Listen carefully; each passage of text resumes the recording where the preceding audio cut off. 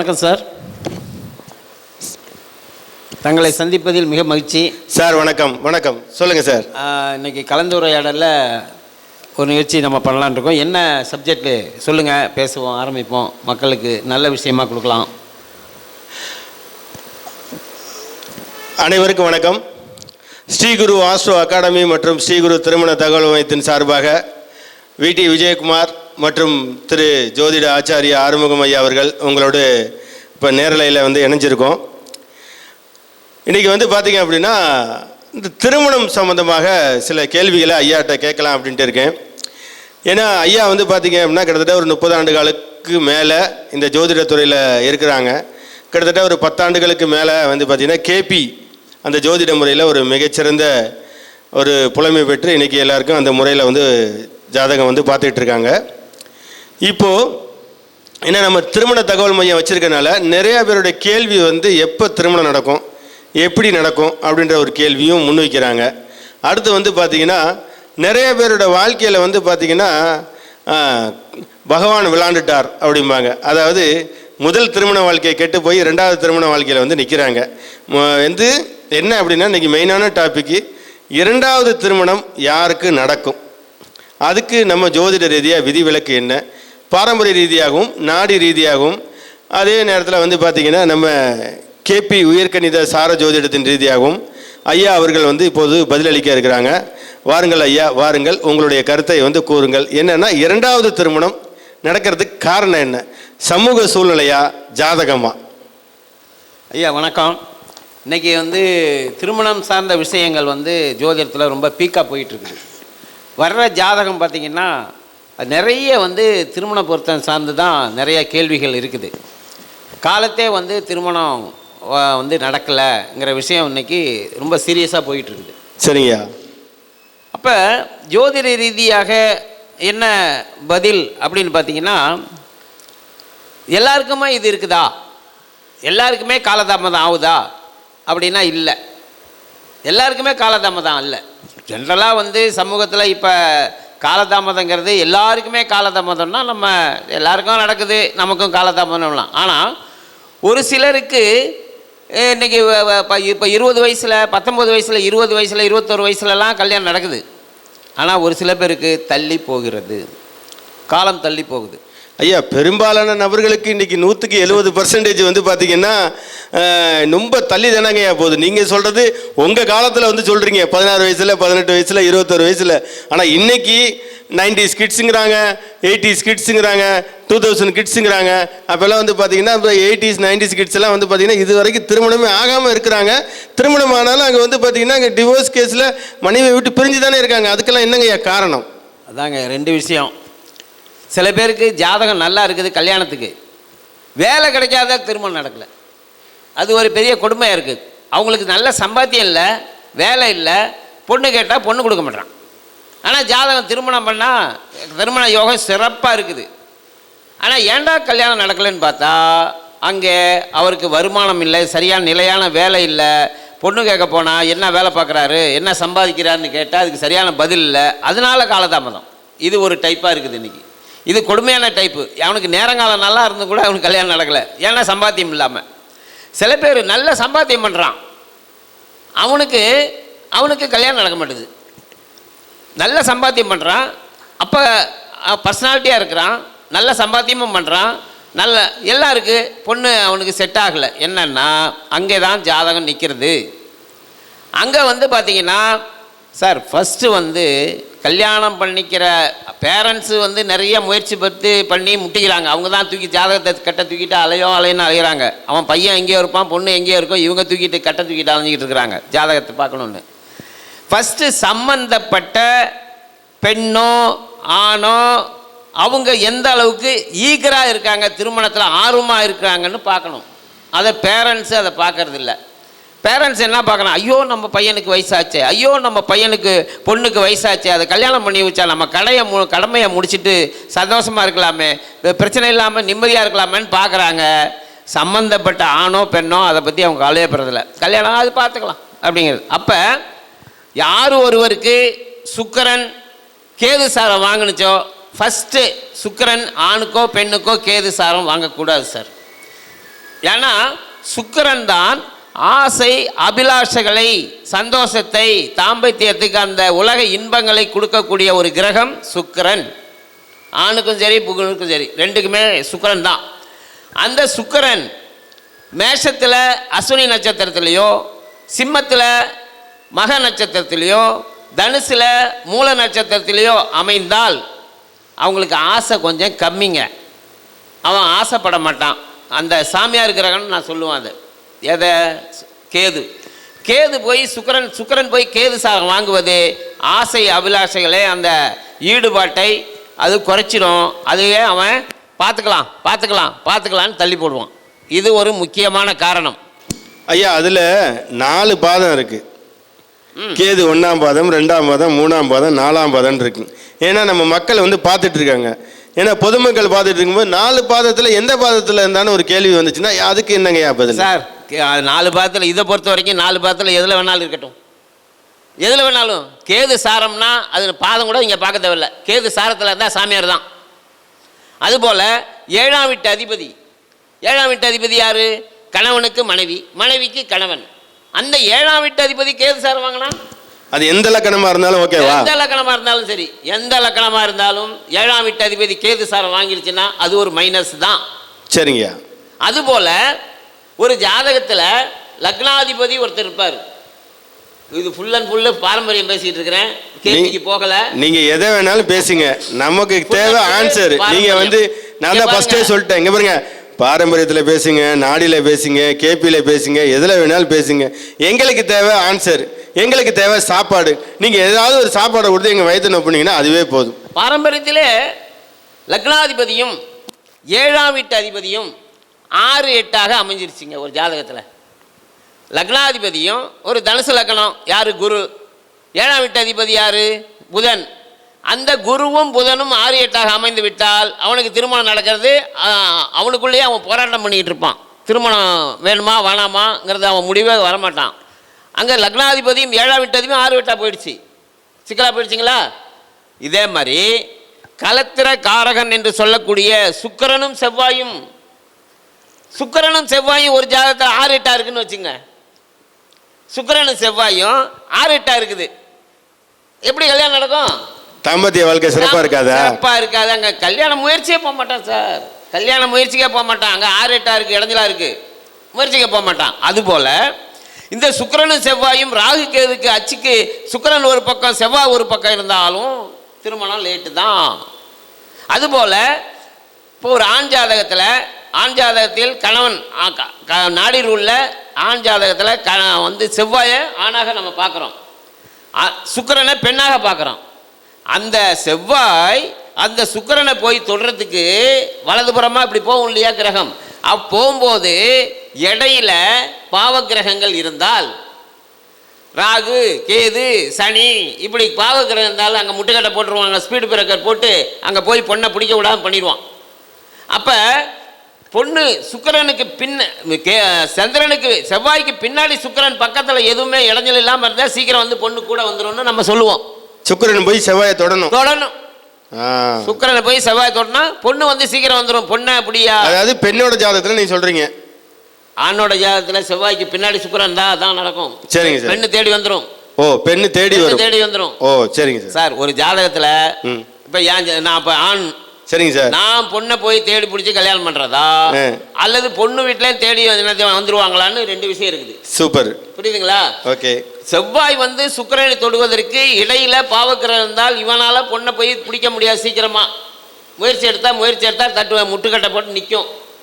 ஆனால் பொண்ணு வீட்டிலேருந்து தேடி வந்தாங்கன்னா சீக்கிரம் கல்யாணம் நடந்துடும். அப்படி தான் நடக்கும். நம்ம சொல்லிடுவோம், நீ முயற்சி பண்ணாதையா, பொண்ணு வீட்டில் எங்கே ஒரு பொண்ணு இருக்குன்னு பார்த்து அவங்க வருவாங்க தேடி, அந்த கல்யாணத்தை முடிச்சிரும்போம். சரிங்க, இப்படி தான் நடக்கும் அது. ஓகே, அதில் எந்த மாற்று கருத்துமே இல்லை. இப்படி இதெல்லாம் அதாவது பார்த்த உடனே ஜாதகத்தில் தெரியும் தடங்கள் இருக்குது. சாரம், அது மாதிரி சாரத்தை பார்க்கணும்.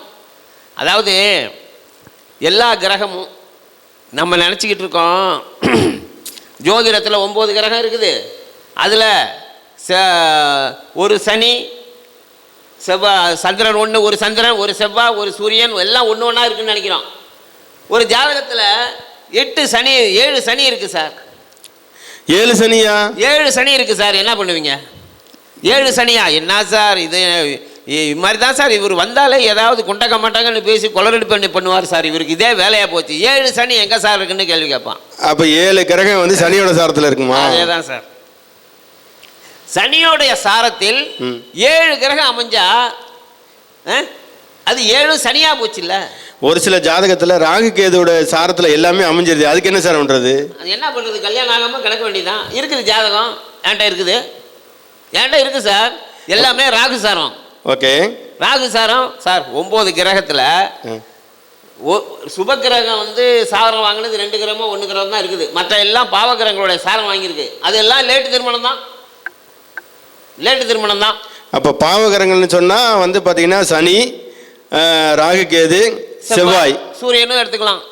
சூரியனே எடுத்துக்க வேண்டியது. இப்போ சந்திரன்ல வந்து வளர்பிறை சந்திரன், தேய்பிறை சந்திரன், 2 சந்திரன் இருக்கு. அதுல என்னது பண்றது? சூப்பரா எடுத்துங்க. சந்திரனை சூப்பராகவே எடுத்துங்க. சூப்பரா எடுத்துக்கலாம், அதுல ஒன்றும் பிரச்சனை இல்லை. ஆமா, சரிங்கய்யா. ஆமா. அதனால இந்த இதெல்லாம் இருக்கு சார். ஜாதகம் பார்க்கும்போது இருக்குது, இல்லாதது கிடையாது. இருக்கு, அது அப்படிதான் நடக்குது. 100% ஜாதகம் உண்மை. இப்போ பாரம்பரியத்தில் வந்து இது மாதிரி பார்த்து சொல்லிடலாம், பாரம்பரியத்தில் சொல்லிடலாம். ஐயா, எனக்கு ஒரு டவுட்டு. இப்போ ராகு கேது வந்து பார்த்தீங்கன்னா கெடுதல்னு சொல்கிறோம். ஆனால் பாவத்தில் வந்து பார்த்தீங்கன்னா 1, 3, 5, 7, 9, 11 பாவங்கள் நல்ல பாவங்கள்னு சொல்கிறோம். ஆமாம். காலபுருஷனுக்கு 1, 3, 5, 7, 9, 11 நல்லதுன்னு சொல்கிறோம். ஆமாம். அப்படி இருக்கும் பொழுது ஆனால் அந்த ராகுவோட நட்சத்திரமும் கேதுவோட நட்சத்திரமும் காலபுருஷனுக்கு 1, 3, 5, 7, 9, 11 தானே இருக்கு சார். அதுதான் வந்து பார்த்தீங்கன்னா இது ஏன் கொண்டு போய் அங்கே வச்சாங்க? இங்கே கேளுங்க. இது பாரம்பரியத்தில் தான் இவ்வளோ நேரம் பேசியிருந்தது. சரிங்க. கேபி முறையில் இந்த பாவ கிரகங்கள் எதுவுமே பார்ப்பது இல்லை. பாவ கிரகம் சுப கிரகங்கிறதெல்லாம் இங்கே கேபி முறையில் இல்லை. என்ன சார் இல்லைன்ட்டீங்க அப்படின்னா, இங்கே சப்ளாடு தேரி வந்துடும். இங்கே ராகுவும் கல்யாணம் பண்ணி வைக்கும், கேதுவும் கல்யாணம் பண்ணி வைக்கும், சனியும் கல்யாணம் பண்ணி வைக்கும். எல்லா கிரகமும் நல்ல கிரகங்களே. அவர் ஏற்படுத்திய தொடர்பு பொறுத்து தான் இருக்குது. ஒற்றைப்படை பாவங்களை ஒரு கிரகம் தொடர்பு கொண்டிருந்தால் அது திருமணம் சார்ந்த விஷயங்களுக்கு, குழந்தை பாக்கியத்துக்கு, கல்விக்கு, எல்லாத்துக்கும் அது சிறப்பாக உதவி செய்யும். இரட்டைப்படை பாவங்களை தொடர்பு கொண்டு 6, 8, 12ஓடு இருந்தால் அது சுப கிரகமாக இருந்தாலும் அது திருமணத்தை செய்து வைக்காதுங்கிறது தான் கேபி ரூல். இது பக்காவாக இருக்குது. இங்கே வந்து பாவகிரகம் சுபகிரகம் இங்கே பார்க்கறது கிடையாது. பாவகிரகம் சுபகிரகம் பார்க்கறதில்ல. அவர் ஏற்படுத்திய தொடர்பு, அந்த தொடர்பு எப்படி இருக்குது? சப்ளாடு 5ஆம் வீட்டு சப்ளாடோ, 7ஆம் வீட்டு சப்ளாடு, 3ஆம் வீட்டு சப்ளாடு நின்ற நட்சத்திரம் உபநட்சத்திர ரீதியாக அவர் என்ன தொடர்பு வச்சிருக்கிறார்? ஒற்றைப்படை பாவங்களை தொடர்பு வச்சிருந்து அதனுடைய திசை புத்திகள் நடந்தால் அவருக்கு சிறப்பான திருமணம் அமையும், திருமண காலம் அமைஞ்சிரும். அதுக்கு கோச்சாரமும் கொஞ்சம் சப்போர்ட்டில் வந்து ஒரு 5% சப்போர்ட் வந்தால் போதும். கோச்சாரம் வந்து பெருசாக சப்போர்ட் தேவையில்லை, அது சப்போர்ட் தான், சிறப்பாக கல்யாணம் நடந்துடும் அப்படின்னு நம்ம எடுத்துக்கலாம். அப்போ தான் கேபி ரூலில் இதை தான் ரொம்ப ஈஸியாக பார்க்குறோம். அது இல்லாமல் கேபி ரூலில் மார்க் போட்டு காமிச்சிருவோம். மார்க்கு 200க்கு எவ்வளோ மார்க் வாங்குறார், மார்க்கு குறைய குறைய திருமண வயது ஏறிக்கொண்டே போகும். மார்க்கு குறைஞ்சதுன்னா ஒரு 150 மார்க்கு 160 மார்க் வாங்கினா அவருக்கெல்லாம் 20, 21 வயசுலேயே கல்யாணம் நடந்துடும். அது ஆணாக இருந்தாலும் பொண்ணாக இருந்தாலும். மார்க்கு வந்து 150க்கு 120 போகுது, 110 வருது, 100 வருது, 90 வருது, 80 வருது, இப்படியே இறங்கிட்டே மார்க்கு குறைய குறைய இங்கே திருமண காலம் 30, 32, 35, 37, 38, 40, 42 போயிட்டே இருக்கும். மார்க்கு குறைய குறைய வயசு ஏறும். அப்போ இந்த மார்க்கை வச்சே கண்டுபிடிச்சிருவோம் இந்த கல்யாணம் சீக்கிரம் நடக்குமா நடக்காதா அப்படின்னு. இப்போ பாருங்கள், இந்த கல்யாணத்துக்கு சப்போர்ட் பண்ணுற பாவம் ஃபஸ்ட்டு லக்ன பாவம். ஏன்னா கல்யாணம் வந்து லக்னம் என்பது அந்த பர்சன், ஆணோ பெண்ணோ அந்த பர்சன், அவங்களுக்கு விருப்பம் இல்லாமல் நீங்கள் கல்யாணம் பண்ண முடியாது.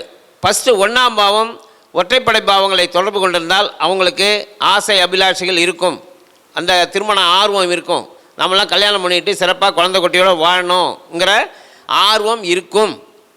அது அந்த லக்ன பாவம் இரட்டைப்படை பாவங்களை தொடர்பு கொண்டிருந்தால் அவங்களுக்கு திருமண ஆசைங்கிறது அவ்வளோ இருக்காது. அவன் என்ன சொல்லுவான், சார் நான் வீடு நல்ல பெரிய வீடாக கட்டணும் சார், நல்ல வண்டி வாங்கணும், வாகனம் வாங்கணும், வீடு நல்ல பெருசாக வீடு வாங்கணும், இதில் தான் அவன் ஆசையெல்லாம் இருக்கும்.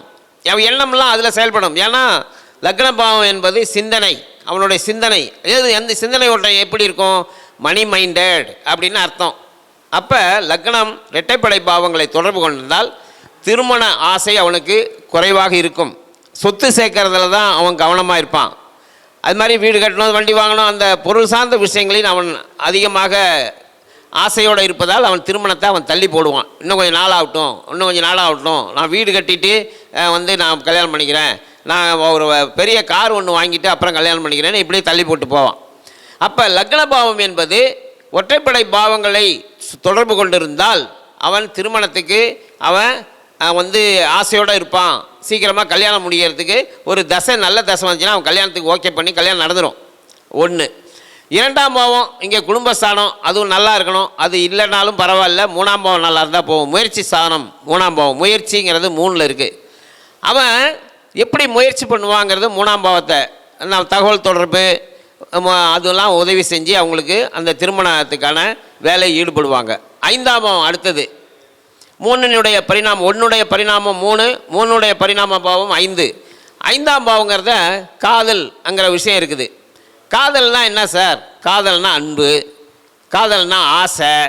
உனக்கு ஒரு அந்த ஆசை வரணும்ல, அவனுக்கு ஆசை, அந்த ஆசை வந்தால் தானே அவன் கல்யாணத்தை நோக்கி போவான். அதனால் 5ஆம் பாவம் சிறப்பாக இருந்தால் அதுக்கு தசாபுத்தி சப்போர்ட்டுக்கு வந்தால் அங்கேயே காதலே நடக்கும். 5ஆம் பாவ புத்திநாதன் சப்ளாடு யாரோ அவர் அந்த காலத்தில் 15 வயசுக்கு மேலே, இந்த 17-18 வயசில் அது புத்தி நடத்தினால் அவர் காதல் வலையில் விழுவார்கள். இதில் 100% இங்கே உண்மையாக இருக்கும், காதல் வலையில் விழுவார்கள். நான் எத்தனையோ ஜாதகத்தை கேட்டு பார்த்துட்டேன். நேற்று பார்த்த ஜாதகத்தில் கூட நான் கேட்டேன், இந்த நேரத்தில் இந்த பொண்ணு காதல் செய்யும், காதலில் இருக்குங்க. இன்றைக்கி உங்களுக்கு தெரியுமா தெரியாதா, உங்கள் பொண்ணு இன்றைக்கி காதலில் இருக்குன்னு சொல்லி அந்த அம்மா பிடிச்சிட்டிங்களே சார், கரெக்டாக குறவலை பிடிக்க மாதிரி பிடிச்சிட்டிங்களே சார் அப்படின்னுச்சு. நான் என்னத்தை பிடிச்சேன், அங்கே 5ஆம் வீட்டு சப்ளாடு புத்தி நடத்துது, அப்புறம் 5ஆம் வீட்டு சப்ளாடு தானே காதல், அது புத்தி நடத்தினா புத்தி காதல் நோக்கி போயிடுச்சு, அவ்வளோதான். Very simple. அப்போ 5ஆம் வீட்டு அதிபதி அந்த சப்ளாடு அந்த புத்தி நடத்தினால் அவர் காதல் பண்ணுவாங்க. அது கல்யாணத்தில் போய் நிற்குமா அல்லது பிரச்சனை ஆகுமாங்கிறது அதனுடைய தொடர்பு. 5ஆம் வீட்டு சப்ளாட் என்கின்ற நட்சத்திரம் ஒற்றைப்படையாக இருந்தால் காதல் சிறப்பாக ஸ்டார்ட் ஆகிடும். ஏன்னா ஒரு கிரகம் தான் நின்ற நட்சத்திரத்தின் வேலையை செய்தே தீரும், 100%. அதில் எந்த மாற்று கருத்துமே இல்லை, அது நடந்தே தீரும், அங்கே காதல் நடக்கும். அந்த காதல் தொடர்ந்து நடக்குமா, அது வெற்றி பெறுமா அல்லது அடிதடி கேஸு வெட்டு குத்தில் போய் போலீஸ் ஸ்டேஷன் வரைக்கும் போகுமாங்கிறத அந்த கிரகத்தினுடைய சப்ளாட் தீர்மானிக்கும். நின்ற நட்சத்திரம் உபநட்சத்திரம் தீர்மானிக்கும். அந்த உபநட்சத்திரமும் ஒற்றைப்படையாக இருந்தால் அது சிறப்பாக போய் கல்யாணத்தில் முடியும். அங்கே 8 வந்துடுச்சு, 6, 8, 12 வந்துடுச்சுன்னா அங்கே காதல் தொடங்கி பிரச்சனை ஆகி கோர்ட்டு கேஸ் போய் அடிதடி ஆகி கோர்ட்டு கேஸில் போய் வைப்பாங்க. ரொம்ப கிளியராக இருக்குங்க அந்த ரிசல்ட்டை பொறுத்த வரைக்கும். அப்போ யாருக்கெல்லாம் 5ஆம் பாவம் அங்கே இரட்டைப்படை தொடர்பு கொண்டு அங்கே பிரச்சனையில் இருக்கோ அவங்க காதல் பண்ணால் கண்டிப்பாக பிரச்சனையாகி அடிதடி ஆகி வெட்டுக்குத்துக்கெலாம் போவாங்க. இதுதான் நடக்கும். சரி, அதை விட்டுருவோம், காதல் அது போயிடும்.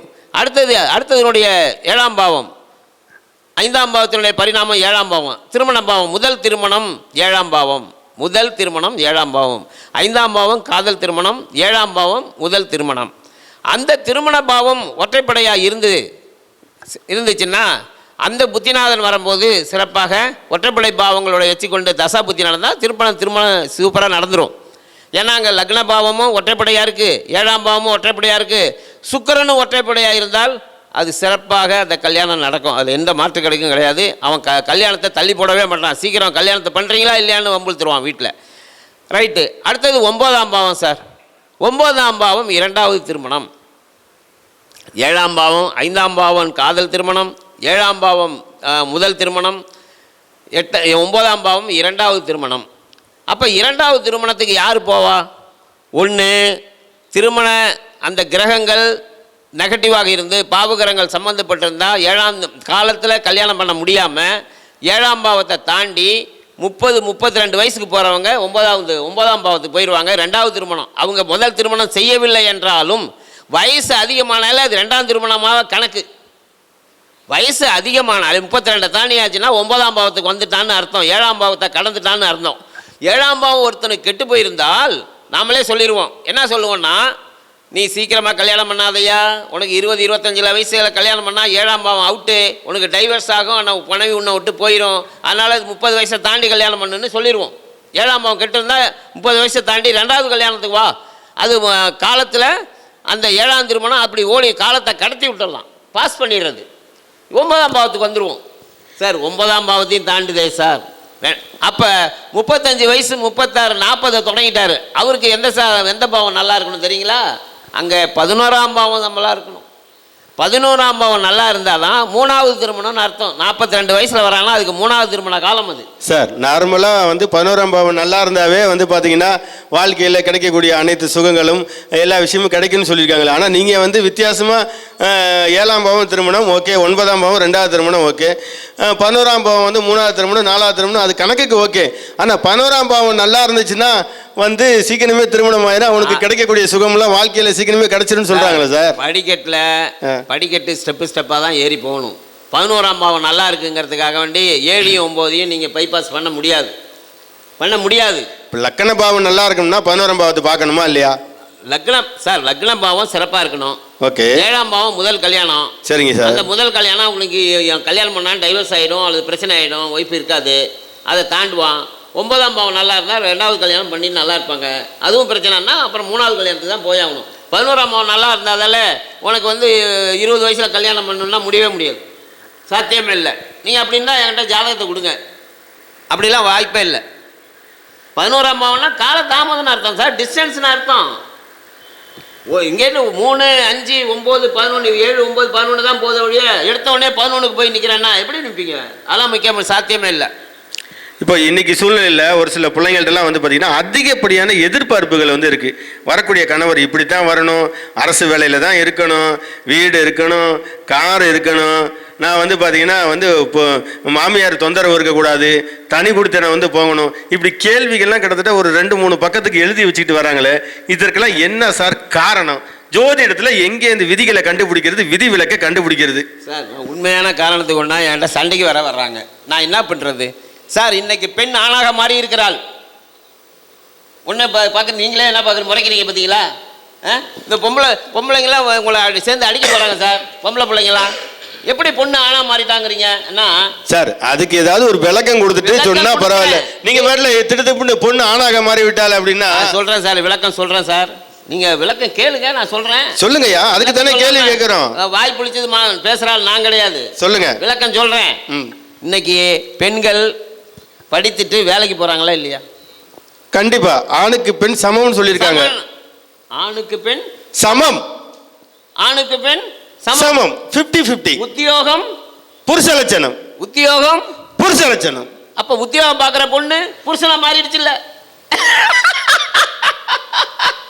நான் சொல்ல சார், நீங்க தான் சொன்னீங்க. உத்தியோகம் புருஷ லட்சணம் சார். அது பல புருஷ லட்சணம்னா ஆண் லட்சணம். அந்த பொண்ணு ஆண் லட்சணமாக மாறி இருக்கிறது. அது பழமொழி, நம்ம முன்னோர்கள் சொன்னதுன்னா அன்னைக்கு ஆண் சம்பாதிச்சு குடும்பத்தை நடத்தும், பெண்ணு வீட்டுல இருக்கணும். அதுதான் அன்றைய சமூகம். சமூக கட்டமை மாறி இருக்குது. பெண்ணு படிச்சாங்க, வேலைக்கு போறாங்க, சம்பாதிக்காங்க, ஆணுக்கு நிகரா வந்துட்டாங்க. அப்ப ஆண்கள்லாம் வீட்டுல இருக்கணும்னு சொல்றீங்களா? நிகரா வந்து விட்டார்கள், ஆண் தன்மை அதிகமாகி விட்டது. நான் என்ன சொல்றேன், ஆண்கள்லாம் வீட்டுல இருக்கணும்னு சொல்றீங்களான்னு கேக்குறேன். இந்த தப்பு இல்லை, இன்னைக்கு இருக்காங்க நிறைய பேர். நீங்க இருக்காங்க சார். நீ அம்மா நீ போய் சம்பாதிச்சுட்டு வா சார். எனக்கு தெரிஞ்ச ஒருத்தர் பேங்க்ல சீனியர் மேனேஜர். என்ன வேலை? Senior manager. அதுவும் government bank, bank of Baroda. என்ன கவர்மெண்ட் பேங்க் தானே sir? Bank of India, bank of இந்தியான்னு நினைக்கிறேன். அதுல சீனியர் மேனேஜர். சரிங்க சார். அவங்க ஒய்ஃபும் டீச்சரு. ஓகே. பிள்ளைங்க படிக்கணுங்கிறதுக்காக யாராவது ஒருத்தர் ரிசைன் பண்ண, வேலை இல்லாம பிள்ளைங்களை பார்த்துக்கலான்னு முடிவு வருது. இவரு வேலையை ரிசைன் பண்ணிட்டார். யாரு? இவர் வேலையை ரிசைன் பண்ணிட்டு 2 பொம்பளை பிள்ளைங்க, அதுங்களை கொண்டு போய் ஸ்கூலில் விடுறது, கூட்டிகிட்டு வர்றது, இதை பார்த்துக்கிட்டு அதுங்களை படிக்க வச்சுட்டு இருக்காரு. அந்த அம்மா டீச்சர் வேலை பார்த்துக்கிட்டு இருக்குது. ஏன் நடக்கலை? இருக்காங்களே. அவர் என்ன பண்ணுறாங்க, அவருக்கு ஆன்லைன் நாலேஜ் இருந்தது, ட்ரேடிங்கில் நாலேஜ் இருக்கிறதால பேங்கில் இதில் வீட்டில் உட்காந்துக்கிட்டு கம்ப்யூட்டரை வச்சுக்கிட்டு லேப்டாப் வச்சு சம்பாரிச்சிட்டு இருக்காரு. சும்மா இல்லை அவர் ஒன்றும். சார் அவரும் வேலை தானே சார் பார்க்குறாரு? நான் இல்லைன்னு சொல்ல சார், அவர் ரிசைன் பண்ணிட்டாரு, அந்த அம்மா வேலை பார்க்குது, அதை சொன்னேன் நான். ஓகே. அப்போ சார் காசு பணம் பாதாள மட்டும் பாயும். பணம் எவ்வளவு எகிருதோ அதிகமாக வருதோ அவங்களுடைய தன்மையை மாற்றுமா இல்லையா? உண்மையா இல்லையா? ஒத்துக்கிறீங்களா இல்லையா? அதை கண்டிப்பாக மாற்றும் சார். இன்னைக்கு சார் இன்னைக்கு ஆர்டர் போட்டு சாப்பிட்றது தான் இன்னைக்கு அதிகமாக இருக்குது. எந்த வீட்லையும் குடும்பத்தில் சமைக்கிறது குறைஞ்சி போச்சு. இன்னைக்கு ஹோட்டல் அதிகமாகிடுச்சு. இன்னும் ரசம் ஆர்டர் போடுறாங்க சார். ரசத்தை ஆர்டர் அவங்க ஒரு நாள் ஒரு வீட்டில் போயிருக்கிறேன், சின்னோண்டு பேக்காக கொடுத்தான். என்னப்பா அது சின்ன ஆர்டர் போட்டால் ஏதாவது இந்த பிரியாணி போட்டுருப்பாங்கன்னு பார்த்தா ஒரே சின்னோண்டு பேக்க. என்ன பண்ணான்னா ரசம் போட்டிருக்காங்க சார். ஆர்டரு ரசம் வைக்கிறதுக்கு எவ்வளோ நாள் ஆகும்? தயிர் சாதம், ரசம், இதெல்லாம் ஆர்டரு. அதுவும் நடக்குது சார். பழைய சாதம் இன்னைக்கு வெளிநாட்டில் ரொம்ப ஃபேமஸாக போயிட்டு இருக்குது. இப்படி இன்னும் சுடு தண்ணி ஆர்டர் போடல. நான் சொல்லுவேன், இன்னும் சுடு தண்ணி தான் ஆர்டர் போடல, வெந்நீர் இதையும் ஆர்டர் போட்டால் அதையும் கொண்டாந்து கொடுத்துட்டு போவானுங்க. அப்போ எப்படி பெண் தன்மை இருக்குன்னு நான் ஆணாக மாறிட்டான்னு சொல்கிறேன். இல்லைன்னா தப்புங்கிறேன் நான். நீயா நானா பார்த்தா கேவலமாக இருக்குது. நீயா நானாவில் பேசுகிறத பார்த்தா நம்ம பேசுகிறதுலாம் சாதாரணம், அங்கே பேசுகிறத பார்த்தா ஐயோன்னு இருக்குது. அப்படிலாம் இருக்காங்க. அந்த தன்மை எங்கேருந்து வந்தது? அந்த தைரியம் எங்கேருந்து வந்தது? அது காசு சார். இங்கே உட்காருங்க, அது காசு. நீங்களும் ஏதாவது கேள்வி கேட்டால் கேட்கலாம். காசு சார். காசு வந்த உடனே கொஞ்சம் தள்ளி உட்காருங்க, கரெக்டாக இருக்கா பாருங்க. காசு வந்ததனோட அதனுடைய தன்மை மாறுது சார். அப்போ நானும் உனக்கு ஈக்குவலாக சம்பாதிக்கிறேன், நான் ஏன் வீட்டு வேலை செய்யணும், நம்ம ஆர்டர் போட்டு சாப்பிட்டுக்கலாம் அப்படிங்கிற இதெல்லாம் போயிடுச்சு. ரெண்டாவது, இவங்க சம்பாதிக்கிறதால இதை விட அதிகமாக சம்பாதிக்கிற ஆள் வேணும், இன்னும் நல்ல வீடு வாங்கணும், நல்ல கார் வாங்கணுங்கிற ஆசையில் இப்படிப்பட்ட கணவன் வரணுங்கிறது நிறையா லிஸ்ட்டு ப்ரிப்பேர் பண்ணிக்கிட்டு வர்றாங்க. வாழ்க்கையை இழக்கிறார்கள்ங்கிறது தான் உண்மையாக இருக்குது. இதெல்லாம் புரிய வைக்கணும். எப்படி புரிய வைக்கிறது? இங்கே வந்தால் புரிய வைக்கலாம். வர்றது யார்? அப்பா அம்மா தான் தூக்கிட்டு வர்றாங்க ஜாதகத்தை. ஆமாம், அப்பா அம்மா தூக்கிட்டு வராங்க. பொண்ணு எங்கே இருக்குது, பையன் எங்கே இருக்கிறான். ஆமாம், ஜோசி அந்த காலம் மாதிரியே நீங்கள் பேசிக்கிட்டு இருங்க சார். இந்த காலத்தில் இன்னும் அந்த காலம் மாதிரி ஜோசியம் பார்த்துக்கிட்டு இருங்க. நீங்கள் ஒன்றும் லாய்க் பட மாட்டீங்க. பொண்ணு வரணும் சார், பையன் வரணும். உனக்கு என்ன யோக்கியதை இருக்குது கல்யாணம் பண்ணிட்டு குடும்பம் நடக்கிறதுக்குன்னு சொல்லணும். உனக்கு யோக்கியதையே ஒரு பொண்ணை வச்சு வாழறதுக்கு வழி இல்லாமல் ஜாதகம் நீ கல்யாணத்துக்கு அலையிறியா? அவனுக்கு சொலையில் அடித்து உட்கார வைக்கணும். அது மாதிரி நான் எத்தனை பேருக்கு சொல்லியிருக்கேன் நான். அதனால் இன்னைக்கு திருமணம் தள்ளி போகிறதுக்கு நிறைய காரணம். கிரகங்கள் ஒரு பக்கம் காரணமாக இருந்தாலும் சமூக சூழலும் வேறு மாதிரியாக உங்களுக்கு திங்கிங்க உண்டு பண்ணி சமூக சூழலும் மாறி இருக்குது. அந்த இப்போ யாரு தெரியுங்களா பிரச்சனைய? யாருக்கு பிரச்சனை தெரியுமா? ஜோசியருக்கு தான் பிரச்சனை. ஏன்னு கேளுங்க, எப்படியாவது இவனுக்கு ஒரு கல்யாணத்தை பண்ணி வச்சிடலான்னு சொல்லி ஒரு கொஞ்சம் அட்ஜஸ்ட்மெண்ட் பண்ணி நம்ம சரி பரவாயில்ல கல்யாணம் பண்ணி வச்சோன்னா அங்கே டைவர்ஸில் போய் நிற்கிது, முட்டிக்கிட்டு நிற்கிது. அப்புறம் நம்மகிட்ட வராங்க, என்ன சார் கல்யாணம் நீங்கள் பொருத்தம் பார்த்தீங்க இப்படி போச்சுன்னு. அதனால் யாருக்கு இன்றைக்கி சேலஞ்சாக இருக்குன்னா ஜோதிடர்களுக்கு. அப்போ ஜோதிடர்கள் கவனமாக இருக்கணும் பொருத்தம் போடுறதில்ல. சமூக சூழ்நிலையை பார்க்காம பொருத்தம் போடக்கூடாது. காலதேச வர்த்தமானன்னு சொல்லியிருக்கிறாங்க இல்லையா, அதெல்லாம் கணக்கில் எடுத்துக்கணும். சமீபத்தில் ஒரு மிகப்பெரிய ஜோதிடர் போட்ட பொருத்தம் புட்டுக்கிட்டு போயிடுச்சு. எனக்கே ஆச்சரியமாக வச்சு, என்னடா இவ்வளோ பெரிய எக்ஸ்பீரியன்ஸான ஒரு ஆள் அவர் பொருத்தம் இப்படி போயிடுச்சேன்னு பார்த்தா அவர் என்ன பண்ணியிருக்காரு, ஒரு 20-30 வருஷத்துக்கு முன்னாடி பார்த்தீங்கன்னா குடும்பம்னு இருந்தால் கொஞ்சம் பிரச்சனை இருக்கா, வீட்டுக்கு வாசப்படின்னு சொல்கிற மாதிரி ஒரு பிரச்சனை இருக்க தான்ப்பா செய்யும். அதனால் கல்யாணம் பண்ணாமல் இருக்க முடியுமான்னு அவர் போட்டுட்டாரு பொருத்தம். அவர் அந்த காலத்துக்கு பொருந்தும். அது எப்போ ஒரு 30-40 வருஷத்துக்கு முன்னாடி அது பொருந்தும். ஏன்னா அன்றைக்கி இப்போ ஏற்றுக்கிற மனப்பக்குவம் இருந்தது பெண்ணுக்கு, மற்றவங்களை ஏற்றுக்கொள்கிற மனப்பக்குவம் இருந்தது, அட்ஜஸ்ட் பண்ணி போகிறது இருந்தது, அனுசரித்து போடுற அந்த பழக்கம் இருந்தது. முக்கியம் அதுதான், அனுசரித்து போவது தான் முக்கியம். அந்த இது இரண்டும். இன்னைக்கு எதையும் யாரையும் அனுசரித்து போகிறதுக்கான சூழ்நிலை பெண்களுக்கு இல்லை. அது வந்து யாரையும் ஏற்றுக்கொள்கிற மனோபாவம் இல்லை.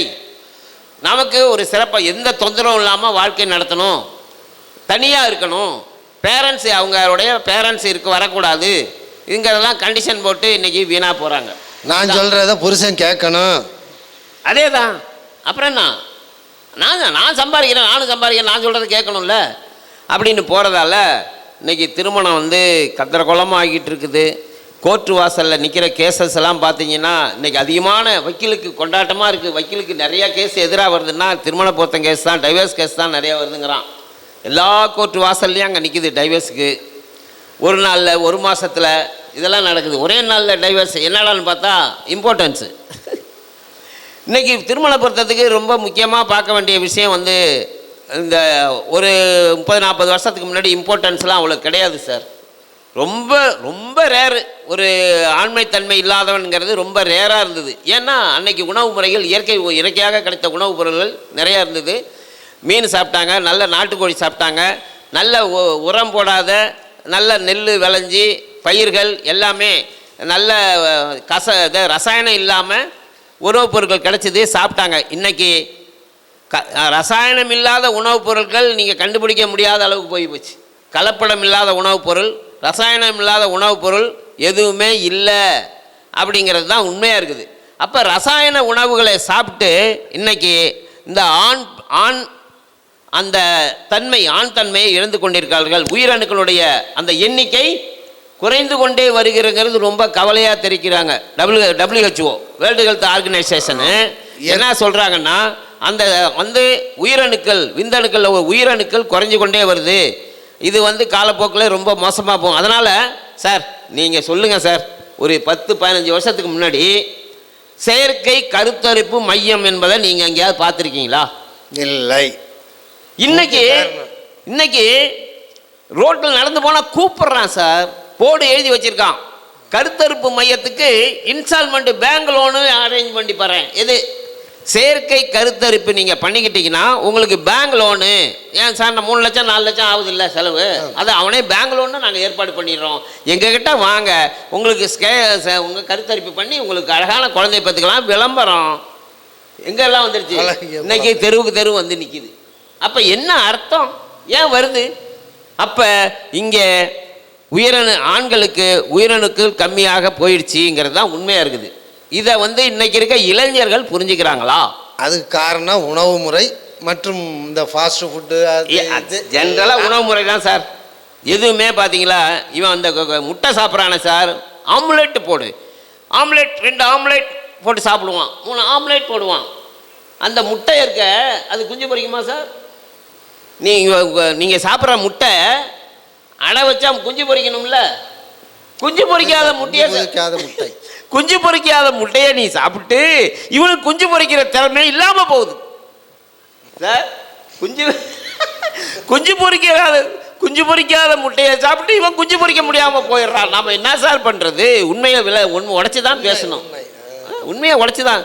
எனக்கு விதை இல்லாத பழம் கொடு, விதை இல்லாமல் பழம் கொடு, விதை இல்லாமல் பழம் கொடு.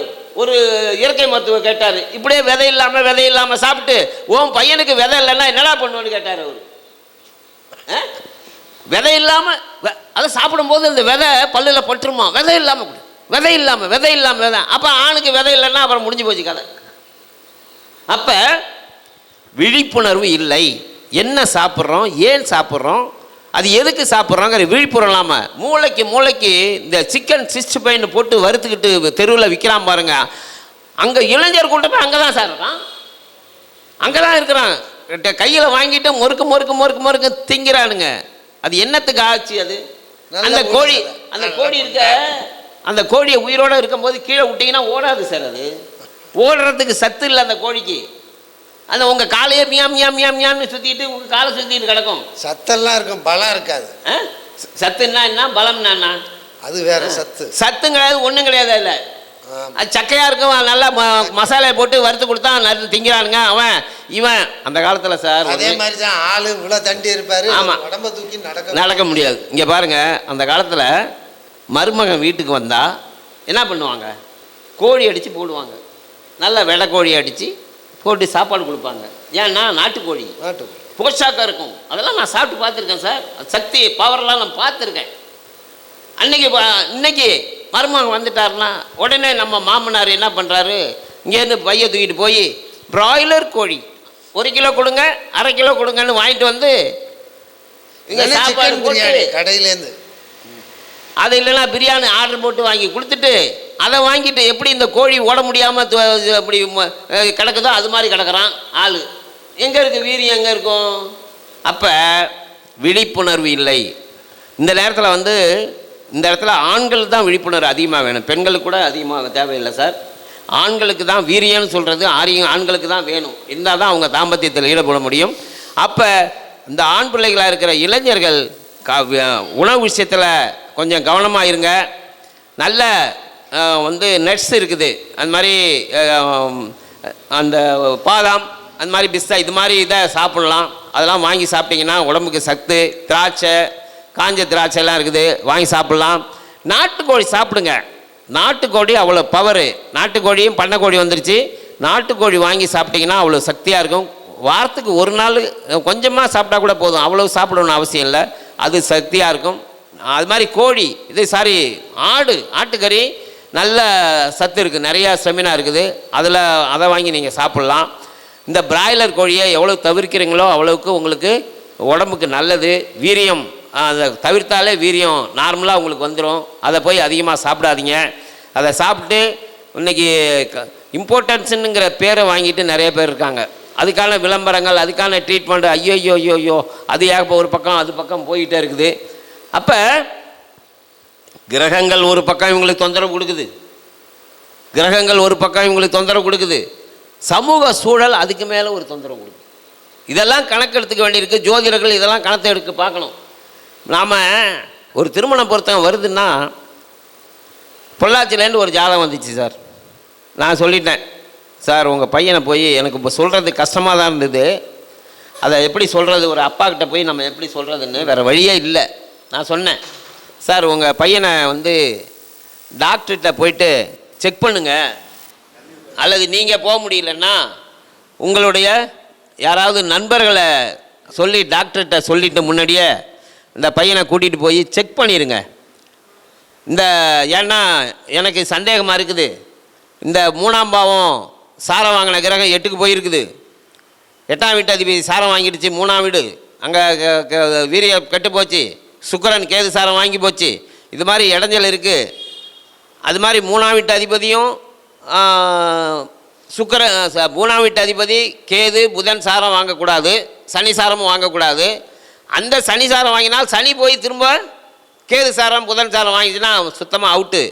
அப்போ அங்கே வீரியம் இல்லை. இது மாதிரி ஜாதகம்லாம் பார்த்துருக்கேன்.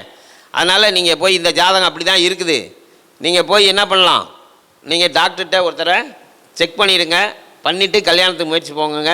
இல்லைன்னா உங்களுக்கு மானம் அசிங்கப்பட்டுருவீங்க. நீங்கள் ஏன்டா நீ இதெல்லாம் ஒரு பையன்னு என்கிட்ட பொண்ணு பாட்டு என் பண்ண லைஃப்பை இது மாதிரி கெடுத்துட்டேன்னு உங்களுக்கு பிரச்சனை வரும் அப்படின்னு சொல்லிட்டேன். நான் எனக்கு ஒன்றும் பிரச்சனை இல்லை, நான் ஓப்பனாக சொல்லிடுவேன். நான் ஏன்னா அப்படி தான் இருக்குது ஜாதகம். அவன் இம்பார்ட்டன்ஸுன்னு எனக்கு தெரியுது, இம்பார்ட்டன்ஸ் தெரியுது. இது ஜாதகம் என்கிட்ட இருக்குது, 2-3 ஜாதகம் இருக்கேன் இம்பார்ட்டன்ஸ் ஜாதகம். அப்போ அவன் அப்படி தான் இருக்கான். டைவர்ஸில் ஒரு கேஸ் டைவர்ஸில் இருக்குது, இன்னும் டைவர்ஸ் ஆகலை. இது மாதிரி போகுது. அப்போ சார் திருமண பொருத்தம் ஆதி காலத்தில் பார்த்துக்கிட்டு இருக்காங்க. அன்னைக்கு பார்க்குறதுக்கு இன்னைக்கு பார்க்குறதுக்கு நிறைய வித்தியாசம் இருக்குது. இன்றைக்கி கண்ணில் விளக்கணை ஊற்றிட்டு பார்க்கணும். பொருத்தம் பார்க்க வருதுன்னா அவன் ஆணாக இருக்கிறானா, இது பையன் ஜாதகம் சார், ஆமாம் பையன் ஜாதகம் தான், அவன் பையன் ஜாதகம் தான் பார்க்குறதுக்கு பையன் மாதிரி இருக்கான், உள்ள சரக்கு இருக்கா, சரக்கு இருக்காங்கன்னு என்ன பண்ண வேண்டியது, ஜாதகத்தை பார்த்தா தெரியுது சரக்கு இருக்கா இல்லையான்னு. நீ போய் வேணா செக் பண்ணிட்டு வா, டாக்டர் ரிப்போர்ட் எடுத்துருவான்னா டாக்டர் ரிப்போர்ட் அதான் சொல்லுது சரக்கு இல்லை அப்படின்னு. அப்போ எவ்வளோ சிக்கலான வேலையில் உட்காந்துருக்கோம் தெரியுங்களா. திருமண பொருத்தம் இன்றைக்கி சேலஞ்சாக இருக்குது. அதுக்கு தான் சில பேர் சில ஜோசியர் என்ன பண்ணிடலாம், இங்கே திருமண பொருத்தம் பார்க்கப்படாதுன்னு எழுதி போட்டுடலாம். ஏன்டா இந்த சிக்கலே வேணாம் போ, ஏன்னா வச்சுங்க மண்டை காஞ்சி போகுது ஒரு ஜாதகத்தை பார்க்கறதுக்கு. ஆனால் ஜாதகம் பார்க்கறதுக்குனாலும் காசு கொடுத்துருவாங்க சார். இந்த திருமண பொருத்தத்துக்கு சார், திருமண பொருத்தத்துக்கு எவ்வளோ சார், 500 ரூபாங்க. ஏன் 50 ரூபாய்க்கெலாம் பார்க்க மாட்டிங்களா? 50 ரூபாய்க்கு திருமண பொருத்தம் பார்க்கணும். திருமண பொருத்தம் 2 ஜாதகத்தை பார்த்தாகணும் நான். 50 ரூபாய்க்கு. ஏண்டா ஒரு டீ என்னடா விலை, காப்பி என்னடா விலை, அவ்வளோ கேவலமாக போச்சா? ஓடு ஓடு, 20 லட்சம் 30 லட்சம் செலவு பண்ணுவாங்க கல்யாணத்துக்கு, 50 ரூபாய்க்கு திருமணம் பார்த்தேன். அதான் நடுத்தருவில் நிற்பான். அப்புறம் 50 ரூபாய்க்கு திருமணம் போட்டு பார்த்துட்டு நடுத்தருவில் நிற்கிறான். ஏன்னா 50 ரூபாய்க்கு திருமணம் பொறுத்த ஆளும் இருக்குது, புரியுதுங்களா? 50 ரூபாய்க்கு திருமணம் பொறுத்த ஆள் இருக்குது. அவங்கள்ட்ட போய் திருமணம் பார்த்து 10 பொருத்தம் பார்த்துருவார் அவர். 10 பொருத்தம் பார்த்து கையில் கொடுத்துட்டு ஒருத்தனா இருக்குங்க. சார், இப்போ திருமணத்தை பற்றி ரொம்ப சூப்பராக சொன்னீங்க, நன்றி. இப்போ நிச்சயதார்த்தம் பண்ணி திருமணத்துக்கு முன்னாடி கூட்டிகிட்டு ஓடி போகிறாங்கல்ல, அதுக்கெல்லாம் என்ன கிரக அமைப்பு? அப்படி ஷார்ட்டா. ஓடுறதுனாலே, வீட்டை விட்டு ஓடுறதுனாலே மூணாம் பாவம். மூணாம் பாவம் அங்கே சிறப்பாக இருந்து சுக்கிரன் சிறப்பாக லக்ன பாவம் சப்பாடுச்சுன்னா எஸ்கேப். அந்த புத்திநாதன் சப்ளாட் அன்னைக்கு நடந்துக்கிட்டுச்சுன்னா எஸ்கேப் ஆயிடுவாங்க சார். அது இல்லாமல் இந்த எஸ்கேப் ஆகிறதுக்கு ராகு வந்து முக்கியமான காரணம். சரி. பயண கிரகம் காற்று மாதிரி பறந்துருவான். சரி. ராகு சுக்கிரன் சேர்க்கை இருந்தால் அவங்க ராகு தசையில சுக்கிர புத்தியோ, சுக்கிர தசையில ராகு புத்தியோ எஸ்கேப். இது வந்து கல்யாணத்துக்கு முன்னாடி. ஆமாம், கல்யாணத்துக்கு முன்னாடி ஓடி போகிறது. ஆமாம். கல்யாணத்துக்கு அப்புறம் 2 குழந்தைக்கு தாயாகி அதுக்கப்புறம் ஓடி போகிறாங்களே, அதுக்கு என்ன பண்ணுறது? கிரகங்கள் மாறிக்கிட்டே இருக்கு சார். சார், இது நடந்த உண்மை, நான் பொய் சொல்லலை. என் கண்ணு கூட இப்போ லாஸ்ட் இயரு 2 பையன், அவங்களுக்கு நல்ல பெரிய பசங்க. ஒருத்தன் வந்து காலேஜில் படிக்கிற அளவில் இருக்கான், ஒருத்தன் 12th போகிறான். அவங்க வேலை பார்க்குற இடத்துல இருக்கிற ஒருத்தவங்களோட சேர்ந்து ஓடி போயிட்டாங்க. அதுக்கெல்லாம் என்ன சார் காரணம்? எனக்கு ஜாதகம் கிடைக்கல. நான் சொல்கிறேன் சார், ஜோதிடம் என்பது ரொம்ப சூட்சமமாக இருக்குது, ரொம்ப சூட்சமமாக இருக்குது. திருமணம் நடக்கிற வரைக்கும் நல்ல பொண்ணு நல்ல பையன், குழந்தை பிறந்த உடனே ட்ரெண்ட் மாறும் சார். குழந்தை பிறந்த உடனே ட்ரெண்ட் மாறும். ஏன் மாறுது? குழந்தை ஒரு ஜாதகத்தோட வருது. குழந்தை அங்கே பார்த்தது ஒரு ஆணுக்கும் பெண்ணுக்கும் பொருத்தம் பார்த்தா கல்யாணம் பண்ணி வச்சுட்டோம். கல்யாணம் பண்ணாங்க, குழந்தை பிறந்துடுச்சு. குழந்தை பிறந்த உடனே அந்த குழந்தை ஒரு ஜாதகத்தோட வருதா இல்லையா? அந்த குழந்தை ஜாதகத்துக்கு அந்த அப்பா அம்மா என்ன செய்யணும்னு அந்த குழந்தைக்கு ஜாதகம் சொல்லும். நீங்கள் பொருத்தம் அங்கே பொருத்தம் அதோட முடிஞ்சிடுச்சு. கல்யாணத்தோட குழந்தை பிறந்துடுச்சுன்னா அது வேலை செய்யும். இப்போ நான் ஒரு ஜாதகம் சொல்கிறேன் பாருங்க, கையில் இருக்குது. நீங்கள் ஜாதகம் இல்லைன்னு என் கையில் இருக்குது ஜாதகம். என்னென்னா, ஒரு ஜாதகம், ஒரு பொண்ணு பிறந்தது, ஃபஸ்ட்டு பையன். சரிங்க சார். பையன் பிறந்தவொடனே நல்லா தான் வாழ்கிறாங்க. ஓகே. ரெண்டாவது ஒரு பொண்ணு பிறக்குது. ஓகே. அந்த பெண் ஜாதகத்தில் சந்திரன், அதாவது சந்திரன் சுவாதி நட்சத்திரம், ராகுடைய நட்சத்திரம், துலா ராசி துலா லக்னம், துலா ராசி துலா லக்னம்.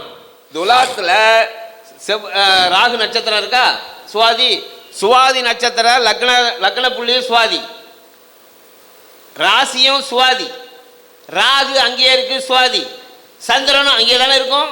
ஆமா. அப்ப சந்திரன் ராகு தொடர்பு தான். சூரியன் எங்க போயிட்டாரு? அங்க ரிஷபத்துல இருக்காரு சூரியன். சரி. அப்பா எங்க? அம்மாவுக்கு 8ஆம் பாவத்துக்கு போயிட்டாரு. ஓ. அப்பா சூரியன், அம்மா சந்திரனுக்கு 8ஆம் பாவத்துல சூரியன்.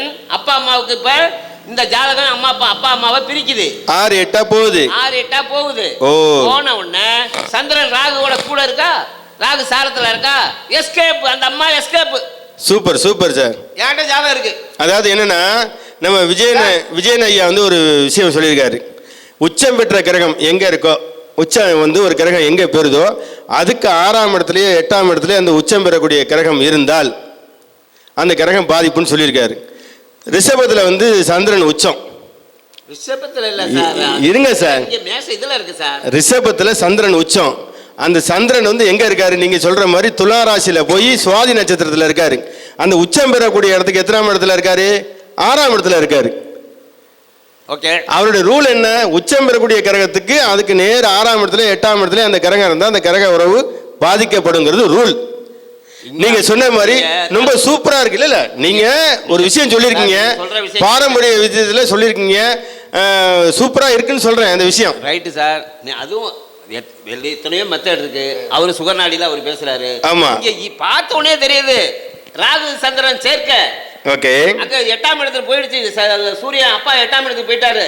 அப்ப இந்த அம்மா ராகுவோட சேர்ந்து கிளம்பிடுச்சு. இல்ல சார், மக்கள் வந்து பாத்துட்டு இருக்காங்கல்ல, அதுக்காக சொன்னது. 2 குழந்தைய விட்டுட்டு ஒரு அம்மா ஓடி போறா. ஒரு 2 குழந்தைய விட்டுட்டு, அப்ப குழந்தை மேல பாசம் இல்லைன்னு சார் அர்த்தம். ஆமா. அது காதல் கண்ணை மறி, ராகு கண்ணை மறைச்சிருச்சுல்ல. ராகு கண்ணை மறைக்குது, அப்ப 5ஆம் பாவமும் கெட்டு போய் தானே இருக்கணும் இங்க. அது அடுத்த விஷயம். அதெல்லாம் நம்ம கேட்டதுக்கு ரூலு. யாரு கல்யாணத்துக்கு அப்புறம் யாரு ஓடி போவாங்கிறதுக்கு தான் ரூல் சொன்னேன். சரிங்க சார், ரொம்ப அழகா சிறப்பா சொன்னீங்க. அப்புறம் யாரு ஓடி போவா, குழந்தை பிறந்ததுக்கு அப்புறம் யாரு ஓடி போவான்னா குழந்தை ஜாதகம் அங்க என்ன பிரிச்சு விட்டுடுச்சு. அருமையான விளக்கம், அருமையான விளக்கம். சரிங்க சார். சார், ஜோதிடத்துல எந்த கேள்வி கேட்டாலும் பதில் இருக்கிறது. தெரியாம இருக்கலாம் மொழியே, பதில் இல்லாம கேள்விகளே ஜோதிடத்துல கிடையாது. சிறப்பு சிறப்பு சார். ஒரு 60 வயசுக்கு மேலாம் காதல் வருது இல்ல? இன்னைக்கு ஒரு சிலவங்க சொல்றாங்க, எனக்கு ரெண்டாம் திருமணம் இல்லை, மனைவி வந்து இறந்து போயிட்டாங்க, எனக்கு ஒரு வாழ்க்கை துணை வேணும்னு ஒரு சிலவங்க கேட்குறாங்க. ஏன்னா நம்ம திருமண தகவல் மையம் வச்சிருக்கனால கேட்குறாங்க. சரிங்களா? இன்னொருத்தவங்க வந்து பார்த்தீங்க அப்படின்னா கணவன் மனைவியெலாம் இருக்காங்க, இருந்தாலும் பழைய காதலை வந்து மறக்க முடியல, வாழ்க்கையில் சாவறதுக்குள்ள ஒரு நாளாவது அவரை பார்த்துப்பட மாட்டானான்னு ஒரு ஏக்கம். இதெல்லாம் என்ன கிரக அமைப்பு? அதெல்லாம் இருக்க தான் சார் செய்யும். தான் சொல்கிறேனே, கிரகங்கள் மாறிக்கொண்டே இருக்கிறது. ஒவ்வொரு கிரகமும் ஏதாவது ஒரு வேலை செய்யும். ஒருத்தனுக்கு வந்து சுக்கிர தசை, அதாவது இந்த தசைகள் வந்து எந்தெந்த வயசில் வந்தால் சிறப்புன்னு இருக்க அட்டவணை கொடுத்துருக்குறாங்க. புரியுதுங்களா? உண்மைதான், உண்மை. அதாவது சுக்கிரன் எப்போ வரணும்? ஒரு 20 வயசுக்கு மேலே வந்து சுக்கிர தசை வந்து 40 வயசு 20 வருஷம் நடந்தா அவன் அமோகமாக நல்லா இருக்கும். 5 வயசில் சுக்கிர தசை வந்துச்சுன்னா என்ன நடக்கும்? அவன் பிஞ்சில் படுத்த படமா எங்கேயாவது ஏதாவது பண்ணிக்கிட்டு இருப்பான். ஒருத்தனுக்கு 60 வயசில் போய் சுக்கிர தசை வந்தால் அவன் என்ன பண்ணுவான் சார்? அவன் ஏற்கனவே அனுபவிச்ச ஆள், எல்லாமே தெரியும். அவனுக்கு சுக்கிர தசை 60 வயசில் வந்துருச்சு. அப்போ ஆசை வருமா இல்லையா? சார் அதுதான் இந்த பேப்பர்ல எல்லாம் விளம்பரம் போடுறாங்களே, 60 வயசு கிழவன் 20 வயசு பொண்ணு கல்யாணம் பண்றது பணத்துக்கு, அது இதானா? ஓ சார், கிரகங்களுடைய கோள்களின் கோலாட்டம் படிங்க. கோள்களின் கோலாட்டம் மகரிஷி எழுதின புத்தகம் இருக்குது, கோள்களின் கோலாட்டம்னு. Super super. அப்புறம் பாருங்க, கோள்களின் கோலாட்டம். அப்புறம் வயசான என்ன கிரகம் வந்துருச்சுன்னா அது வேலை செய்யும்ல. கண்டிப்பா கிரகம் சார். ஐயோ, இந்த கிரகங்கள் வயசாச்சுன்னா நமக்கு ஐயாவுக்கும் வயசாயிடுச்சுல, அதான் இளமை இன்னும் ஊஞ்சல் ஆடுது. அது சார், ஒவ்வொருத்தருக்கும் ஒரு ஜாதகம் இருக்குல்ல, அது வேலை செய்யும்ல, பவர் வேலை செய்யும்ல. சரிங்க, ஓகே. அதனால் இந்த வந்து உண்மையிலே சிறப்பான ஒரு திருமணம் சார்ந்த ஒரு நிறைய கேள்விகள் கேட்டு நிறைய பதில் சொல்லியிருக்கோம். ஏன்னா இன்றைக்கி ரொம்ப ட்ரெண்டாக இருக்குது சார் இந்த திருமண பொருத்தம்னாலே. வர்ற ஜாதகம்லாம் திருமண பொருத்தம் தான். இன்னொன்று சார், திருமண பொருத்தம் வரும்போது நேரடியாக இன்றைக்கி பாருங்கள், நிறைய வந்து சோதரர்கள் விழிப்பாக இருக்க வேண்டியிருக்கு. திருமண பொருத்த ஜாதகம் வந்துச்சுன்னா ஃபஸ்ட்டு அவன் ஆனான்னு பாரு, அடுத்தது இவன் காதல் பண்ணுறானான்னு பாரு, அந்த ஜாதகம் பொண்ணு காதல் பண்ணுதான்னு பாரு. ரெண்டையும் பார்க்காம நீ திருமண பொருத்தம் போட்டு தான் அதை நான் பிடிச்சிட்டு பிடிக்கிட்டு போயிடும். அது நான் சொல்லிடுவேன், எத்தனையோ ஜாதகம் சொல்லி இது இந்த பொண்ணு லவ்வில் இருக்குது, இப்போ லவ்வில் இருக்குது, நீங்கன்னா போய் விசாரித்து பார்த்துங்க, இந்த லவ்வில் இருக்குது. ஏன்னா 5ஆம் பாவ புத்தினால நாங்கள் சப்ளாட் ஓடிக்கிட்டு இருக்குது, காதலில் தான் இருக்குது.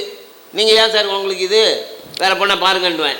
அது மாதிரி பொண்ணு ஜாதகம் வரும், பொண்ணு வீட்டுக்காரங்க வருவாங்க, இந்த பையன் லவ் பண்ணிக்கிட்டு இருக்கான், இப்போ உங்களுக்கு தேவையாது, அங்கே வீட்டில் ஏதோ பார்த்துக்கிட்டு இருக்காங்க, இந்த பையன் லவ் பண்ணுறான், இது வேணாம், இப்போ அது என்ன ஆகணும் அப்புறம் பார்த்துக்கலாம். இதெல்லாம் சொல்லணும், சிறப்பு சொல்லணும். கேபியில் சூப்பராக சொல்லிட்டு போயிடுவோம் நாங்கள் அடித்த அடியில். அருமையா ரொம்ப வந்து சிறப்பாக வந்து விளக்கம் கொடுத்தீங்க ஐயா. இப்போது ஒரு ஜாதகத்தில் வந்து பார்த்திங்கன்னா பூச நட்சத்திரமும் இருக்குது, மீன ராசியில் வந்து பார்த்திங்கன்னா உத்திரடாதி நட்சத்திரமும் இருக்குது. இந்த 2 நட்சத்திரத்தை இணைக்க முடியுமா சார்? நட்சத்திர பொருத்தம் வந்து முதல் படிக்கட்டு, ரெண்டுமே ஓனர் ஒருத்தர் தான். சனியோட நட்சத்திரம் தானே, எப்படி அனுப்பிங்க? இணைக்க முடியாதுல்ல. இது நேற்று பார்த்த ஜாதகம். நேற்று திருமண பொருத்தம் பார்க்கறதுக்காண்டி ஒருத்தவங்க வராங்க, சொந்த தாய்மாமன் பொண்ணு, அதை கொண்டுட்டு வர்றாங்க. எங்கள் 2 பேருக்கும் ஒரே அதிபதி தாங்க, சண்டைக்கு வந்துட்டாங்க. அப்புறம் இங்கே ஒரு வீடு இருக்குது, துவாக்குடியில் ஒரு வீடு இருக்குது, 2 வீட்டுக்கும் ஓனர் இவர் தான், அதனால் இதை திருமணம் பண்ண முடியாதுங்க அப்படின்னு சொல்லி அவங்களுக்கு விளக்கம் சொல்கிறதுக்குள்ளே போதும்னு ஆயிடுச்சு. மக்கள் வரும்பொழுதே ரொம்ப விழிப்புணர்வோடு வர்றாங்க. நிறைய கொஸ்டின் வச்சுருக்காங்க சார், ஒரு 200 கொஸ்டினை கொண்டு வராங்க. அது வந்து சார் ரஜ்ஜி தட்டுங்கிற ஒரு விஷயம் இருக்குது. கண்டிப்பா அந்த ஒரே நட்சத்திரமா இருந்தா ரஜ்ஜி தட்டுங்கிற நாடி பொருத்தமும் கிடையாதுங்க. நாடி பொருத்தம் அதுக்கெல்லாம் எக்ஸம்ஷன் இருக்கு சார். எக்ஸம்ஷன் நாம் படிச்சாதான் அதுக்கு பொருத்தம் போட முடியும். எக்ஸம்ஷன் தெரியலன்னா பொருத்தம் போட முடியாது சார். ஜிகே சாரே சொல்லியிருக்காரு, சொந்தத்துல திருமணம் பண்ணும்போது நாடி பொருத்தம் முக்கியம்னு சொல்லியிருக்காங்க. நீங்க அந்நியத்துல திருமணம் பண்ணா கூட நாடி பொருத்தம் ஒன்றும் பிரச்சனை இல்லைன்னு சொல்லியிருக்காரு. அதேதான். அது மாதிரி எக்ஸாம் ரூல்னு விதின்னு ஒன்று இருக்கு, விதி விலக்குன்னு இருக்கு. சூப்பருங்க. சில நேரத்தில் விதி விலக்கும் நம்ம பார்க்கணும். விதிவிலக்கு தெரிஞ்சாதான் விதியை வச்சுக்கிட்டே நம்ம பேசிடக்கூடாது. விதிவிலக்கையும் பார்க்கணும். இப்போ 6, 8 சேர்க்கக்கூடாதுன்னு ஒரு ரூல் இருக்குல்ல சார்? ஆமாம். ஆனால் சேர்க்கலான்னு ஒரு ரூல் இருக்குது தெரியுமா?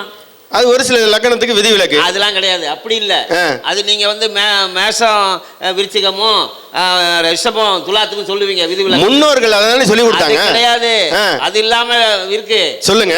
6, 8க்கான கிரகம் 6, 8ல நின்றுக்குச்சு. சரி. 6, 8 அதிபதி இருப்பாங்க 2 கிரகம். ஆமா. இப்போ சார் 6 இப்போ தனுசு லக்கணம். சரி. ரிஷபம் வந்து என்னது லக்கணம்? ரிஷபம் வந்து சுக்கிரன். இப்ப 6, 8 தானே இருக்கு லக்கணம். ஆமா. ஆனா குரு சுக்கிரனும் ஜாதகத்துல ஒண்ணா இருந்தா சேர்த்துரு. ஓ சூப்பர் சார், சூப்பர், அருமையான ஒரு 6, 8 லக்கணம் 6, 8 அமைஞ்சிருக்கு. சுக்கிரனும் குருவும் ஒண்ணா இருக்கு ஜாதகத்துல. உண்மை உண்மை. பழைய 6, 8 பொருத்தம் போட்டுருங்கிறாங்க. பழைய ஜாதகத்துல எடுத்து பார்த்தோம்னா ஒரு 50 வருஷம் 60 வருஷம் வாழ்ந்தவங்க ஜாதகத்துல எடுத்து பார்த்தோம்னா அதிபதிகள் ஒண்ணாயிட்டாங்க. அதிபதிகள் ஒண்ணா இருக்காங்க. 6, 8 அதிபதிகள் ஒண்ணாயிட்டான். அப்ப நீ பொருத்தம் போடு, ஒண்ணாகாது. அப்படி இல்லைன்னா ஐயா அதிபதிகள் சொல்றாரு, சாரம் கொடுத்தவன் ஒருத்தன் இருப்பான்ல, சாரம் வீட்டு அதிபதி இருந்தாலும் சரி, சாரம் கொடுத்தவன் 2 பேருமே வந்து ஒரே இடத்துல இருந்தாலும் திருமணத்தை இணைக்கலாம். அப்ப விதியும் தெரிந்து கொள்ள வேண்டும், விதி விலக்குகளும் தெரிந்து கொண்டிருந்தால் தான் இங்க வந்து நம்ம முழுமையா ஜாதகத்தை பார்க்க சொல்லி ஃபோன் நம்பர் சொல்லுங்க. அதனால இது பேசினா போயிட்டே இருக்கும் சார். இந்த இது முடிவடையாத ஒரு கண்டிப்பா விடிய விடிய பேசலாம். நிறைய பார்ப்போம். நான் கேள்வி நிறைய கேட்பேன், நீங்க விடிய விடிய பதில் சொல்லிட்டு தான் இருக்கணும். அதனால இன்னொரு நாளைக்கு பேசுவோம். கண்டிப்பாங்க. இந்த வாய்ப்பை ஏற்படுத்தி கொடுத்த ஸ்ரீகுரு அஸ்ட்ரோ அகாடமிக்கும் ஸ்ரீகுரு தகவல் மையத்துக்கும் இதனுடைய நிறுவனர் VT விஜயகுமார் ஐயா அவர்களும் நன்றியை சொல்லி, என்னுடைய இது சார்ந்த ஏதாவது உங்களுக்கு கேள்விகள் இருந்தால் நீங்கள் அனுப்பலாம். ஜாதகம் பொருத்தம் பார்க்கலாம், ஜாதகம் பார்க்கலாம், எல்லாத்துக்கும் நாங்கள் ரெடியாக இருக்கிறோம். என்னுடைய ஃபோன் நம்பர் 9787799297. இந்த நம்பருக்கு நீங்கள் தொடர்பு கொள்ளலாம். உங்களுக்கு கேபி முறையில் ஜாதகம் கணித்து தரப்படும், பாரம்பரிய முறையிலையும் ஜாதகம் கணித்து தரப்படும், திருக்கணை முறையிலும் ஜாதகம் கணித்து தரப்படும். என்ன மெத்தட் வேணும் உங்களுக்கு எல்லாமே அவைலபிள். உங்களுக்கு நோட்டு ஜாதகம் நோட்டு வேணுமா, பாரம்பரிய முறையில் எழுதி உங்களுக்கு அனுப்பி விடுவோம். நீங்கள் உங்கள் டீட்டெயில்ஸ் அனுப்பணும். இதெல்லாம் செஞ்சு தர்றோம். எங்கள் தொடர்பு கொள்ளுங்கள். சிறப்பாக கேபி முறையில் துல்லியமாக உங்களுக்கு வேலை வேணுமா, திருமணம் எப்போ நடக்கும், வேலை எப்போ கிடைக்கும், நோய் வாய்ப்பற்ற எப்போ ரெக்கவரி ஆவார், எந்த நேரத்தில் நோய் வரும், எல்லாத்தையுமே சூப்பராக சொல்ல முடியும். இதுக்கு வாய்ப்பளித்த ஸ்ரீகுரு அஸ்ட்ரோ அகாடமிக்கு நன்றி சொல்லி இதோடன் என்னுடைய உரையை முடிக்கிறேன் சார். நன்றி நன்றி, வணக்கம், வாழ்த்துக்கள் சார். நன்றி ஐயா, நன்றி. மிகச் சிறப்பான உரை. இன்றைக்கி வந்து பார்த்திங்கன்னா கிட்டத்தட்ட ஒரு 4-5 ஆடியோ வந்து போட்டிருக்கோம். ஒரு 4 லைவ் போயிருக்கு. எல்லாமே வந்து தரமான சம்பவம் அப்படின்னு சொல்லலாம். என்னென்னா அவ்வளோ முக்கியமான கருத்துக்கள். விவாக சக்கரம் போட்டாங்க, அதுக்கு முன்னாடி கேபியா பாரம்பரியமாக அப்படி எந்த முறையில் வந்து பார்க்குறது ரொம்ப சிறப்பு அப்படின்னு சொல்லிட்டு சொன்னாங்க. இப்போ திருமணம் பற்றி ஒரு சிறப்பான ஒரு உரையாடல். ரொம்ப நன்றி ஐயா. நாங்கள் வந்து பார்த்திங்கன்னா அகாடமி வச்சுருக்கோம். இந்த பாருங்கள், பேக் சைடில் இருக்குது. ஜாதகம் படிக்கணுமா, குறைந்த விலையில் ஜாதகம் பார்க்கணுமா, திருமணம் வந்து பொருத்தம் பார்க்கணுமா, இல்லை வரன் பார்க்கணுமா, எல்லாத்துக்கும் இங்கே A to Z எங்கள்கிட்ட ஒரு மெடிசன் இருக்குது. கேபி முறையில் ஜாதகம் கற்றுக்கணுன்னாலும் இங்கே கிளாஸ் அவைலபிள் சார். நான் தான் எடுப்பேன். சிறப்பாக உங்களுக்கு ஜாதகம் சொல்லித்தரேன். கேபி முறையை இன்றைக்கி சார் ஒரு விஷயம் இங்கே சொல்லணும். நிறைய பேர் கேபி முறை ஜாதகம் படிச்சிருக்காங்க சார். சில பேர் சாஃப்ட்வேரை வச்சுருக்கிறாங்க, ஆனால் அது எப்படி பயன்படுத்த தெரியாமல் இருக்கிறாங்க. இன்னைக்கு கூட உண்மை உண்மை 100க்கு 100 உண்மை. சாஃப்ட்வேர்லாம் கிளாஸுக்கு போனாங்க ஐயா, சாஃப்ட்வேர்லாம் வாங்கினாங்க ஐயா, அதை பயன்படுத்த நீங்கள் பேசுகிறத பார்த்தா ஆசையாக இருக்குது. இவ்வளோ அழகாக ஐயா பலன் சொல்கிறாரு, நம்ம முடியலையே அப்படின்றாரு. வாங்க, நீங்கள்லாம் வாங்க. 10 வருஷம் 11 வருஷம் எக்ஸ்பீரியன்ஸ் ஆகிடுச்சு. 2015 2026 11 வருஷம் கேபியில் பயணம் பண்ணிகிட்டு இருக்கேன். 10,000க்கு மேலே ஜாதகம் போயிட்டுருக்கு. 10,000 ஜாதகம் பார்த்து ப்ரூஃப் பண்ணியாச்சு. அதனால தான் தைரியமாக பேசுகிறேன். புரியுதுங்களா? ஏன்னா ப்ரூஃப் கையில் வந்துருச்சுன்னா தைரியமாக பேசலாம். அதனால் பேசிகிட்டு இருக்கேன். கேபி படிக்கணும்னு நினச்சா வாங்க, தொடர்பு கொள்ளுங்க. இந்த எங்கள் நிறுவனத்தில் தங்குற இடம் இருக்குது. இந்த நிறுவனத்தில் தங்குற இடம் இருக்குது. நீங்கள் போய் வெளியில் ஆஃபீஸு எங்கேயாவது லாட்ஜ் போய் தங்கணும் அப்படிலாம் கிடையாது. எங்கள் இடத்துலையே தங்கி படிக்கிறதுக்கான வசதிகள் இந்த அகாடமியில் இருக்குது. அப்படி தான் நாங்கள் இந்த அகாடமியை உருவாக்கியிருக்கோம். ஃபேமிலியாக வந்து தங்கறதுக்கு வரைக்கும் இருக்குது. இதை பயன்படுத்தி கொண்டு நீங்கள் வந்து சிறப்படையணும்னு சொல்லி நான் கேட்டுக்கிறேன் சார். எத்தனை நாட்கள் வேண்டுமானாலும் இங்கே தங்கலாம், கட்டணம் கிடையாது, படிக்கிறதுக்கு மட்டும். சரிங்களா? நீங்கள் படிக்கணும்னு ஆசைப்பட்டீங்கன்னா எத்தனை நாள் வேணாலும் இங்கே வந்து வாங்க. நிறைய புக்ஸ் வச்சுருக்கோம். ஐயா வந்து பார்த்தீங்கன்னா கேபி முறையிலேருந்து பாரம்பரியத்துலேருந்து கிட்டத்தட்ட ஒரு செல்ஃப் ஃபுல்லாக வச்சுருக்காரு. என்கிட்டே ஒரு 2-3 செல்ஃபு ஃபுல்லாக வந்து புக்ஸ் இருக்குது. ப்ளஸ் வந்து பார்த்திங்கன்னா உங்களுக்கு எந்த நேரத்தில் எந்த முறையில் என்ன விதியை கேட்டாலும் சரி, விதி விலக்கை கேட்டாலும் சரி, எங்கள் 2 பேரால் நிச்சயமாக உங்களுக்கு வந்து பதிலளிக்க முடியும்.